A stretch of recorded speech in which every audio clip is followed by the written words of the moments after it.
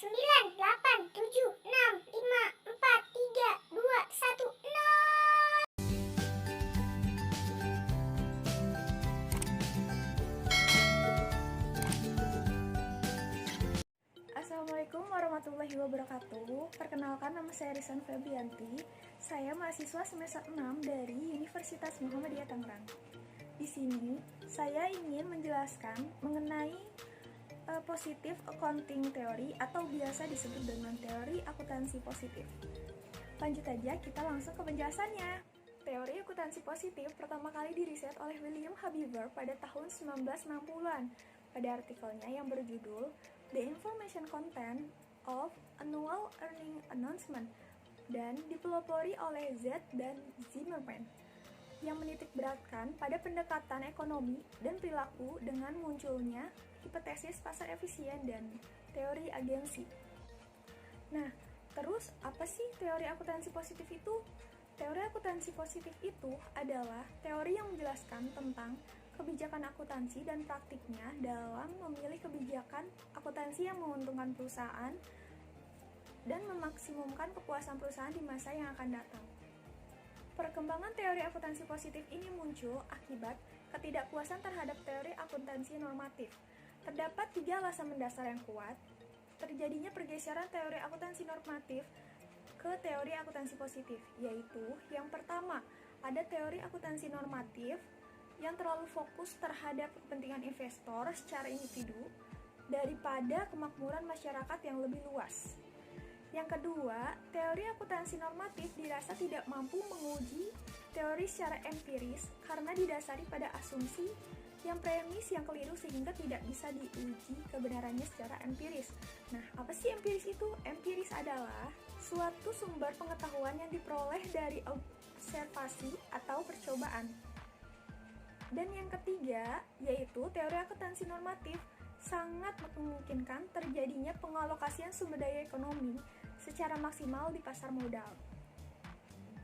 Teori akuntansi positif ini dikemukakan oleh Z dan Zimmerman dengan tujuan untuk menguraikan dan menjelaskan bagaimana proses akuntansi dari awal hingga masa sekarang dan bagaimana informasi akuntansi disajikan agar dapat dikomunikasikan kepada pihak lain di dalam perusahaan.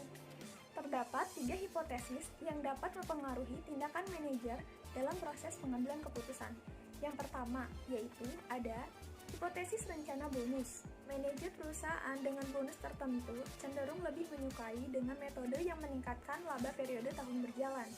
Pilihan tersebut diharapkan agar dapat meningkatkan nilai sekarang bonus yang akan diterima seandainya komite kompensasi dari Dewan Direktur tidak menyesuaikan dengan metode yang dipilih. Yang kedua, ada hipotesis hutang atau ekuitas. Makin tinggi rasio hutang atau ekuitas perusahaan, makin besar kemungkinan bagi manajer untuk memilih metode akuntansi yang dapat menaikkan laba.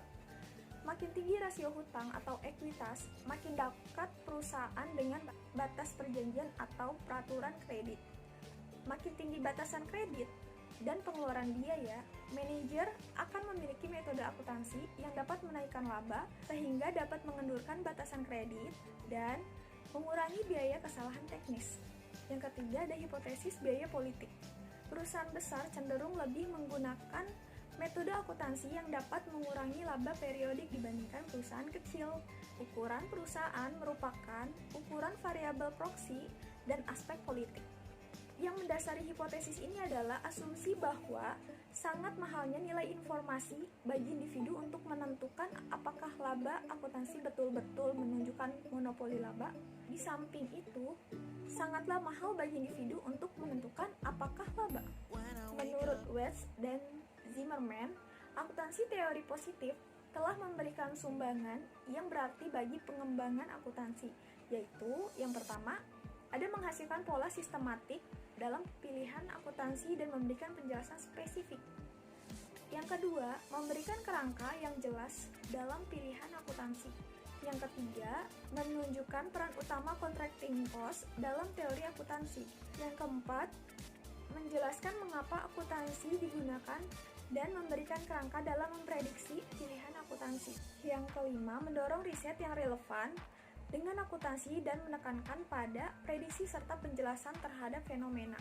salah satu variabel yang memiliki hubungan dengan positive accounting theory, yaitu variabel economic performance. Hubungan teori akuntansi positif dengan economic performance terletak pada kebijakan akuntansinya. Para manajer akan berupaya untuk mencapai tujuan perusahaan, yaitu mendapatkan kinerja yang lebih baik. Untuk mencapai tujuan tersebut, seorang manajer bekerja sama dengan para stafnya dalam melakukan kebijakan-kebijakan perusahaan. Kebijakan yang dikeluarkan oleh manajer haruslah sesuai dengan kebutuhan perusahaan. Manajemen berupaya memilih metode akuntansi yang efektif dan efisien dalam menaikkan harga saham perusahaan tanpa melepaskan ketiga hipotesis teori akuntansi positif. Sehingga dengan pemilihan metode akuntansi yang tepat agar berdampak terhadap laba yang dihasilkan oleh perusahaan. Selain itu, teori akuntansi positif memiliki hubungan dengan variabel bisnis strategi, yaitu di mana para eksekutif akan memilih kebijakan yang terdapat dalam tiga hipotesis teori akuntansi positif. Dengan pemilihan metode akuntansi yang tepat akan berdampak terhadap laba dan dividen perusahaan. Ketika laba perusahaan meningkat, maka investor akan tertarik untuk berinvestasi, sehingga harga saham menjadi naik dan meningkatkan economic performance. Sekian penjelasan dari saya. Wassalamualaikum warahmatullahi wabarakatuh. Sampai jumpa lagi.